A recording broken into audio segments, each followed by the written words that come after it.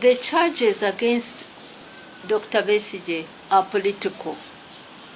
The charges, flimsy charges against the leaders who have been held, who are still being held, like the NUP deputies, Lina Zedriga, Jacqueline Kamshaba, are political. The charges probably that they would bring against all these more than 600 people they are holding will be political. So it's a political question. And yes, we want that political issues are settled on the table through negotiation, not by imprisonment, by torture, by violence. Yes, if there is an opportunity to discuss, we will discuss the political questions that people disagree with the government about. Members of the press, thank you for coming to meet me.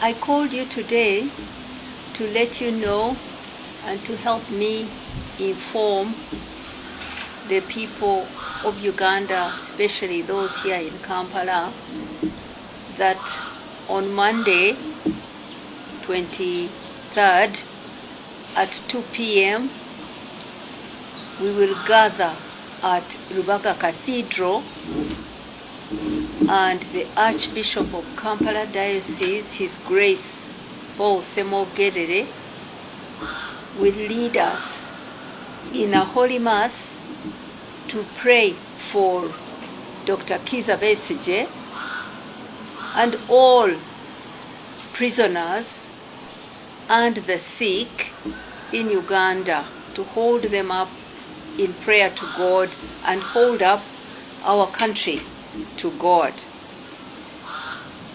This Holy Mass was requested by myself and my family as Christian people who follow the Roman Catholic faith, but it is for all Ugandans. It is intended to unite all of us in our different religions, Anglican, Muslim, Orthodox, or even those without religion. It is meant to unite us all before God. It is also meant to bring together all the families that are suffering today, who have people who are missing since this election, and for even years. There are some who've been missing for even up to 6-7 years.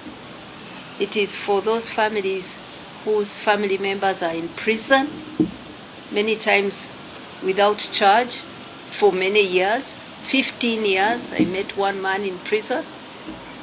It is for suffering families whose loved ones have been taken away.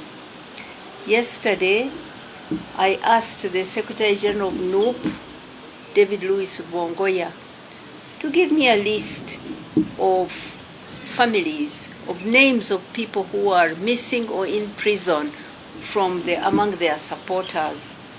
I was expecting to get maybe a list of 30 names, or if many, 50 names, so that I take them to this Mass and we pray for them, we read them. I got a list of more than 600 people.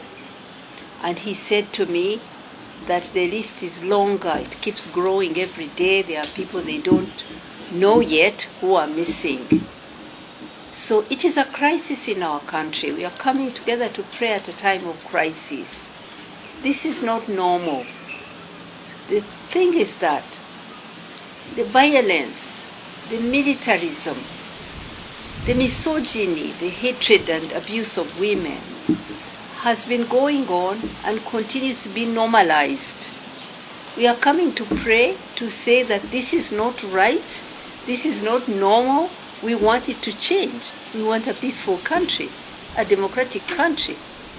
You see, since we started these elections and Dr. Kizza Besigye decided to run, the first time he ran, 2001, after that election, he fled into exile. He spent 5 years in exile.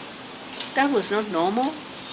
The next election, 2006, for that one, he spent half the campaigning time in prison, facing the same charges he's facing today, treason. Even rape was there. Half the time in the presidential election, the main candidate was in prison. That was not normal. The next election, the third one, 2011, he was assaulted. I had to take leave from my job in New York to come here to evacuate him to Nairobi to be treated after he was physically assaulted, almost made blind. That was not normal. Should I go on? The fourth election. He was held here after the election, prisoner in his own home, unable to step outside for months. We had to fight and fight and fight for him to be able to step out and be normal. That was not normal. Now see this young man, Robert Kyagulanyi. He comes out of an election and has to flee, hide. Finally now we have heard him speaking from Geneva. He runs away. His wife, Barbara Itungo, is assaulted in her home.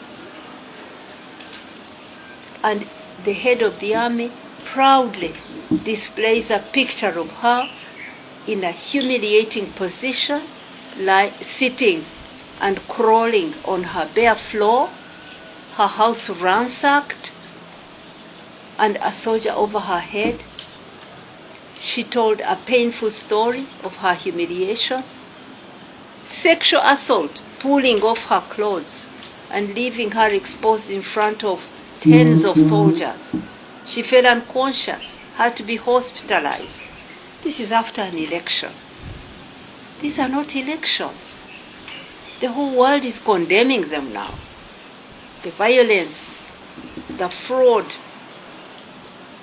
the intimidation and threats, the humiliation. So, these are not normal things. Our country is not in a good state.